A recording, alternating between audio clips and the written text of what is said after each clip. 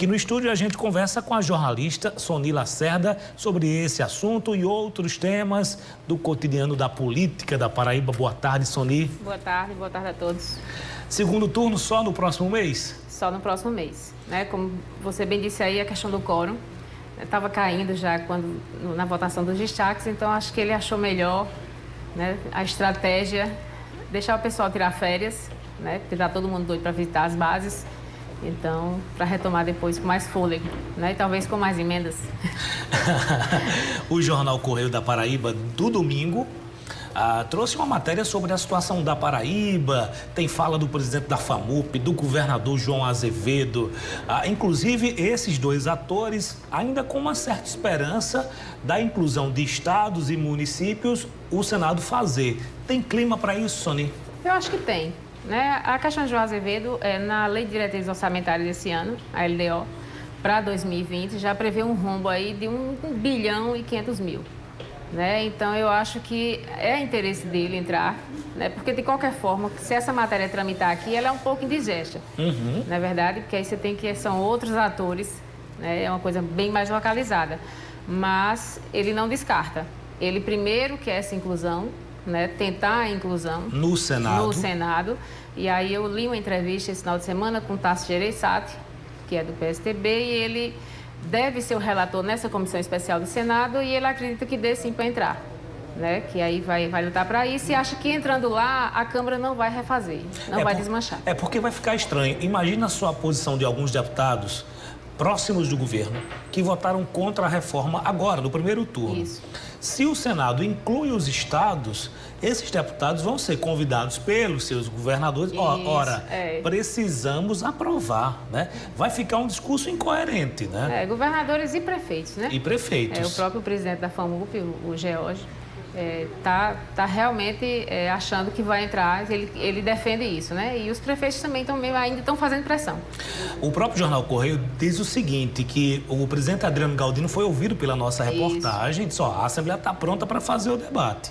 E o deputado Ranieri Paulino reforçou com um adendo, olha, nós queremos fazer o debate necessariamente para compreender esse chamado rombo da PBPrev, né? Ele disse assim, ele quer conhecer os números. Na verdade, eu acho que os prefeitos deveriam saber, né? Devem estar por dentro, enfim, e conhecer. Porque você fala sempre rombo, mas você tem que entender de onde veio, né? E como vai ser a projeção dele, na verdade. Outro assunto para a gente abordar é a chamada reforma política, né? Que o Senado e a Câmara não fizeram novamente, não dá mais tempo para a próxima eleição em 2020. Por que o Congresso não encara definitivamente, hein, Sony, esse tema? Porque o Congresso, ele teima em legislar em causa própria, né? Então, para você ter uma ideia, aprovaram recentemente o fim das coligações proporcionais. Então, você agora vai ter que ir no gogó. Né? Enfim, vereador principalmente, que é a eleição que vem. Entre os mais votados. Entre os mais votados. Eles já estão querendo reverter isso aí. Então, acho que é um desperdício de tempo ficar naquela. Não, eu aprovo, aí daqui a pouco eu repenso e analiso que não vai ser bom para mim, então vamos... Aí desfaz. Vamos desfazer aquilo ali que já está feito, né? Essa reforma política, ela já vem desde a época do governo FHC. Em 2015, aí teve uma mini reforma política, né? O próprio TSE já apresentou agora, inclusive agora em junho, ao presidente da Câmara. São mais de 20 propostas aí, emendas... Um texto mais completo. Um texto mais completo do que eles acham, né, que é mais coerente. Mas, enfim, não avança nem com a gota. A última mudança mais significativa, além dessa do fim das coligações para 2020, porque em 18 não valeu. Eles fizeram para valer em 20, né? A chamada criação do fundo eleitoral. Dinheiro público para bancar a campanha dos políticos. Não, aí você veja bem que interessante, né? Você tira a questão do financiamento privado, né? Aí você cria um fundo de campanha. Ele para 2018, se tivesse entrado, seria 1,7 bilhão.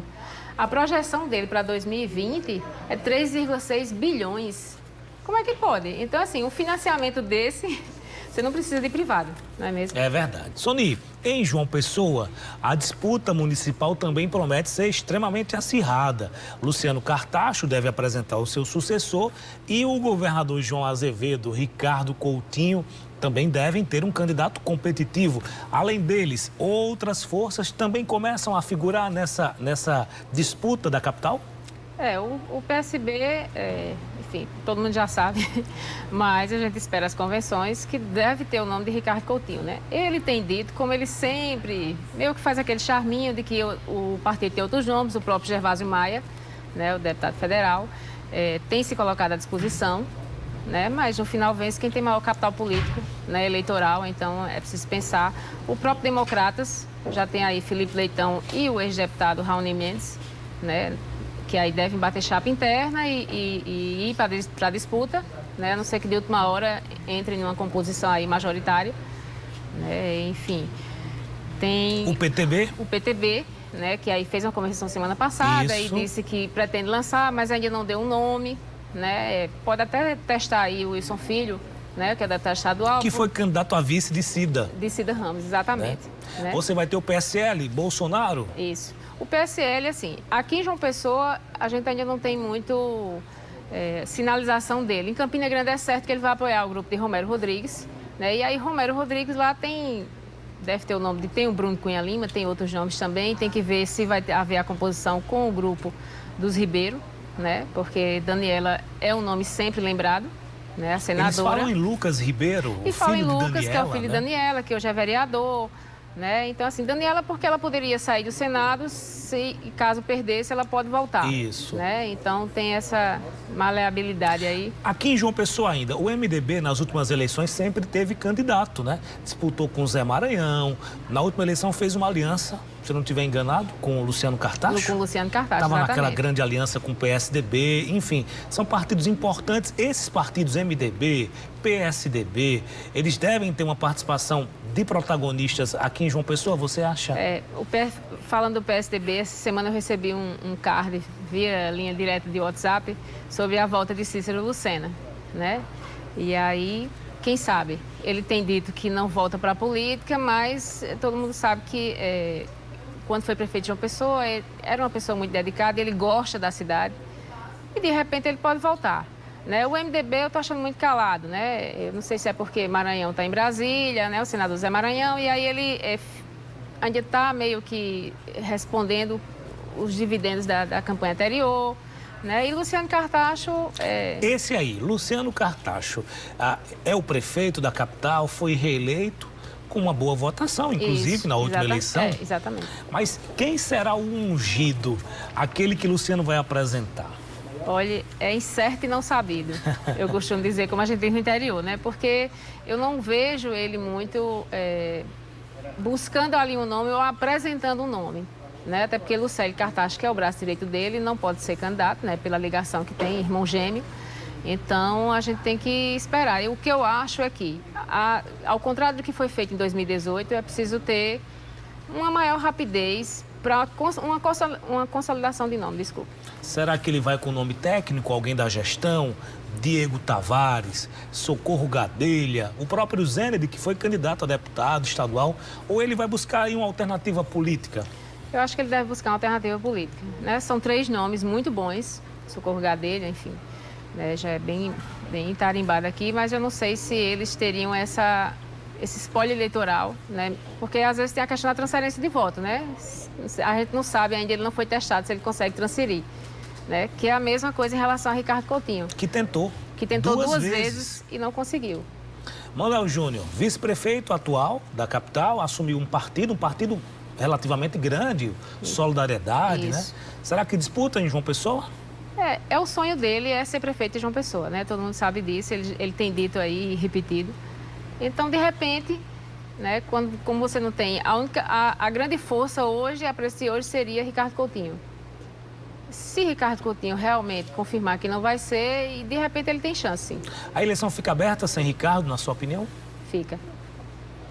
Ricardo é um nome muito competitivo. Se candidato for, é muito competitivo. Entendeu? Primeiro que ele é um estrategista, né? Então ele não dá ponto sem nó, né? Eu acompanho o Ricardo desde quando ele era vereador. E eu estava na universidade e tudo, e a gente já via essa campanha e muito veio do que quando ele foi candidato a prefeito de João Pessoa. E aí, enfim, tem que correr atrás. A gente avançou bem na política da capital, falando, né, dos nomes, dos possíveis nomes. Essa semana vamos fazer de Campina Grande também. Já fica o nosso combinado com o telespectador. Pronto. Essa semana a gente também conversar sobre Campina Grande. Sony, muito obrigado por sua presença aqui com a gente. De nada. Boa tarde.